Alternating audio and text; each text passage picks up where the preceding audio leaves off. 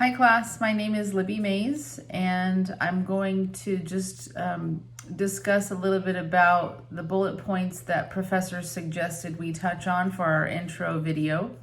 The first being my major. I majored actually in law.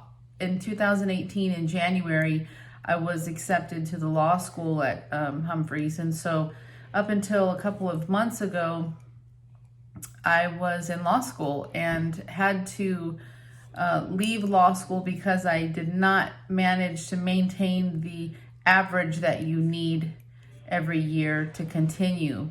So in my third year of law school, I had to leave due to a really difficult property class that I actually took twice. So I'm probably going to end up taking it 3 times once I go through this plan B that I'm about to discuss.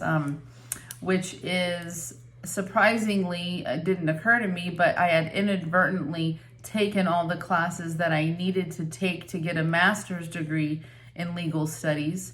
So my plan B, as I brainstormed with the dean, was to finish up a few classes I needed for my bachelor's, which would allow me to take the capstone class for my master's. So these next few months, I'll just finish those few classes that I needed for that up, and then January I'll begin that capstone class, so I'll have my bachelor's and my master's, one right after the other, and then we'll figure out how much more time I will need to wait until I can reapply to law school. So we'll see what happens by then.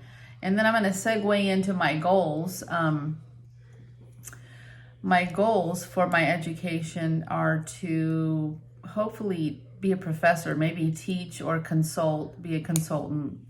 After your first year of law school, you are able to apply to become a certified law student through the California State Bar, which I did. And then with that, you can work in the collaborative courts program that the school and San Joaquin County Court work together on.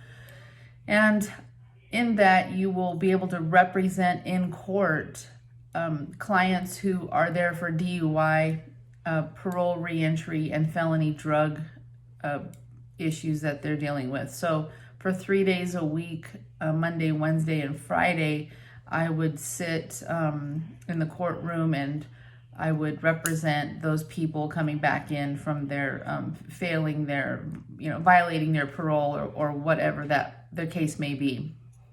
So I was able to work in a functioning courtroom with all those dynamics, and that was amazing and fun, and I loved it. But I think now I would like to probably teach, and so that would be my goals. A little bit about myself. I work at St. Joseph's Hospital in Stockton. I've been there 11 years. I started out in radiology, doing healthcare as an assistant for special procedures that happen in radiology. And then around year 7, I transferred to the maternity department so that I could become the legal processor for the birth recording. So what I do is handle all paperwork that has to do with new people that are being born, whatever that might be, surrogate judgments, adoptions, paternity. If most couples, I would probably say 70% of mothers who deliver, at least at our hospital, don't have a marriage license. So there's a lot of paternity things that we have to go through for birth certificates. So I handle that now. And then I also,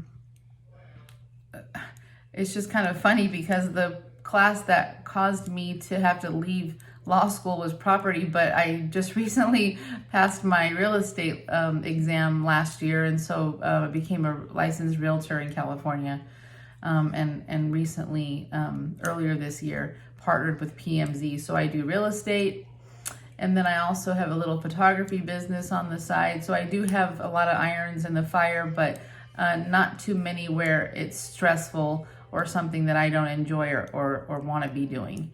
And so that's what I do on a daily basis. And then I have 2 children. My daughter, Taylor, just graduated in May from the University of Alabama, Roll Tide, and she got a communications degree. And then she'll be leaving the first week of August to go back and get her master's. So I got to hurry up and before she beats me to it. And then I have my son who is going to be 19 next month. He just graduated from Lincoln last year, and I'm just kind of fighting with him a little bit from time to time in terms of he wants to be a correctional officer, and I think he'd be a great teacher. So we're going to see who wins on that.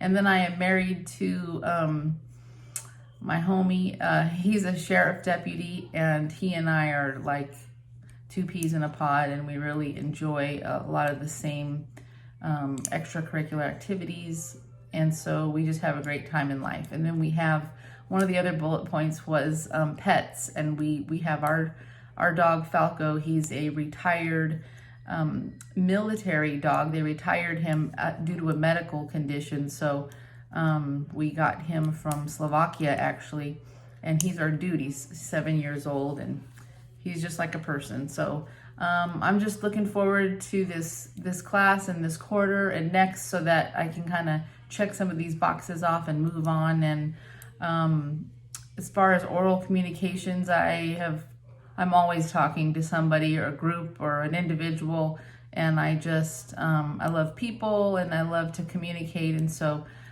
this will be a fun class for us, and no need to be nervous or don't worry about these things. Everybody can do it. You can do it. You just be confident is what I would say. So I look forward to looking at some of your videos. It's be exciting. Okay, guys.